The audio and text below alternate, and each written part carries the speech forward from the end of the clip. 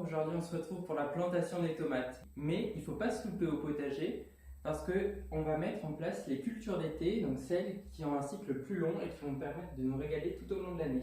Alors la tomate, on la veut goûteuse, on la veut résistante aux maladies, mais pour ça, ça ne vient pas du ciel. Il y a trois facteurs qui agissent sur la production et la résistance et le goût de la tomate. Ce sont tout d'abord la génétique, donc la variété de tomate qui induit le goût et aussi ses critères de résistance. Les facteurs climatiques, la pluie au bon ou mauvais moment qui peut influencer l'apparition de maladies. Et aussi, nous, les pratiques du jardinier. Alors, pour cette vidéo, je vous propose de me suivre au jardin pour vous expliquer aussi trois thèmes pour justement avoir des bonnes pratiques sur vos plants de tomates en ce qui concerne la plantation, l'arrosage, le paillage et aussi l'entretien et la taille. C'est parti, on va au potager. Alors nous sommes fin avril et c'est l'époque propice pour mettre en pleine terre les tomates qu'on a semées depuis déjà fin février. Alors je vous montre. Ce sont des plants de tomates en godet, vous voyez, donc que j'avais repiqué début avril. Et maintenant on voit que les bourgeons floraux se préparent, donc c'est le moment de les mettre en pleine terre. Là en plus on est fin avril et ils n'annoncent pas de gelée. Donc pour les mettre en pleine terre, comment ça se passe? Donc on fait un trou bien profond, vous voyez. Ensuite on l'enrichit avec un peu de compost. Voilà.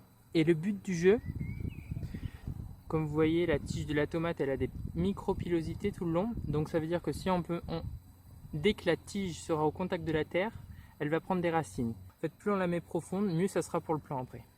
Ça va lui permettre de le fortifier davantage. Donc voilà, là, on le met au fond du trou.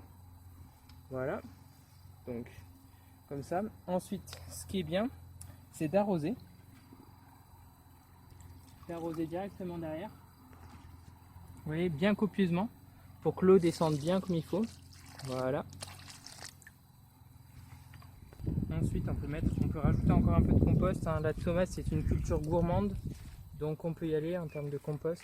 Hop, vous voyez, là, c'est du compost du jardin, qui se trouve juste derrière. On rebouche. Même si on enterre des feuilles, c'est pas très grave, on les laisse dans la terre. Voilà, on rebouche. On remet la terre au même niveau de ce qu'elle était à la base. Vous voyez, on tasse légèrement le dessus, on re-arrose un petit coup. Voilà. Et on peut mettre une petite couche de paillage en plus. Donc le paillage, c'est important. Vous vous rappelez, comme pour les aromatiques, ça limite l'évaporation du sol. Donc ça va garder l'humidité au pied du plant. Et en plus, ça fait un apport de matière organique à la terre, donc c'est parfait. Comme paillage, vous pouvez prendre de l'herbe fraîchement coupée, c'est parfait. Voilà. Vous pouvez en mettre environ 5 cm au pied du plant. Et voilà. Donc là, vu qu'on est mi-avril, les tomates, elles sont un peu frileuses quand même. Dès que ça passe en dessous de 10 degrés, et ben c'est pas top pour elles, ça freine leur développement. Donc moi, ce que je fais la nuit, je dispose un voile dessus. Tout le long, je mets des voiles. C'est pas mal. Donc la distance de plantation des plants de tomates, il faut environ prendre 40 cm.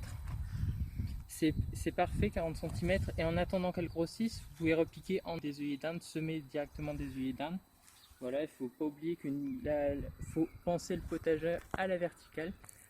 Les plants de tomates sont une grande culture, donc ça peut monter à plus de 2 mètres.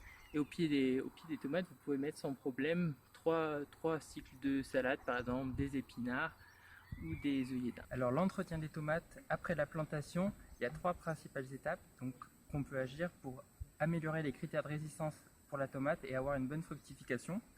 Donc le premier critère, c'est tout d'abord l'arrosage. Donc l'arrosage, il faut savoir, il faut espacer les arrosages d'environ 3-4 jours, même en temps de canicule, parce que moins on va arroser fréquemment, moins du coup le pied de tomate et ses alentours, l'atmosphère autour sera humide, ce qui sera moins propice à l'apparition des maladies. Donc voilà, je préfère arroser tous les 3-4 jours, mais bien copieusement. Et ensuite, donc pour aussi toujours la même chose, pour réduire la fréquence des arrosages, on peut compléter au pied du plant un petit paillage avec de la tonte d'herbe, si vous en avez.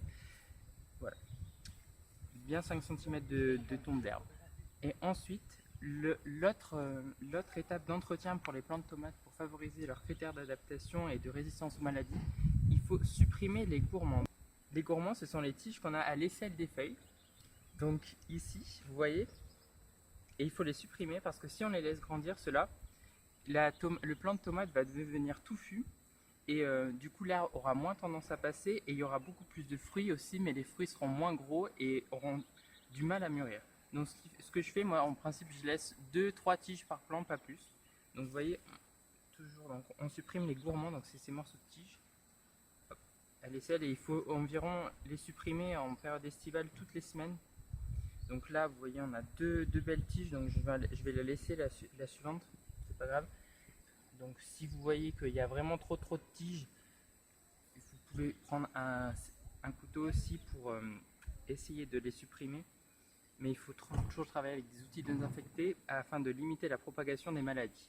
Ensuite, les feuilles à la base, quand vous voyez qu'elles commencent à avoir le mildiou, donc c'est ces taches jaunes sur les feuilles, vous pouvez aussi les supprimer.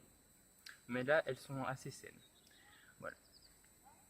Les tomates, quand vous les mettez au potager et qu'ils annoncent un peu plus froid, il faut aussi mettre un voile d'hivernage, c'est mieux. Dès que ça passe en dessous de 10, les tomates se mettent en stress et elles auront tendance à jaunir. Donc du coup, si vous les mettez au potager avant les semaines de glace, donc le fameux 10, 11, 12, 13 mai 2020, c'est bien de prévoir un petit voile d'hivernage pour limiter justement le froid et l'apparition de taches jaunes sur les feuilles.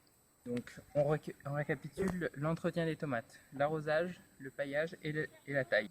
A bientôt pour une nouvelle vidéo.